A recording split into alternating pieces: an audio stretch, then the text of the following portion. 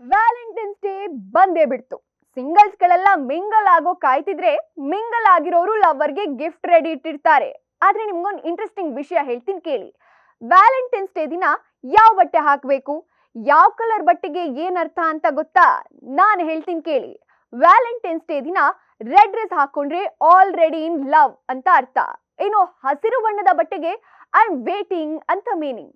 ಇನ್ನು ಬಿಳಿ ಬಣ್ಣದ ಬಟ್ಟೆ ಅಂದ್ರೆ ಆಲ್ರೆಡಿ ಬುಕ್ಡ್ ಅಂದ್ರೆ ಎಂಗೇಜ್ಮೆಂಟ್ ಅಥವಾ ಮದುವೆ ಫಿಕ್ಸ್ ಆಗಿದೆ ಅಂತ ಮೀನಿಂಗ್. ಇನ್ನು ಪಿಂಕ್ ಬಣ್ಣದ ಬಟ್ಟೆಯನ್ನ ಹಾಕಿದ್ರೆ ಪ್ರಪೋಸಲ್ ಅಕ್ಸೆಪ್ಟೆಡ್ ಅಂತ.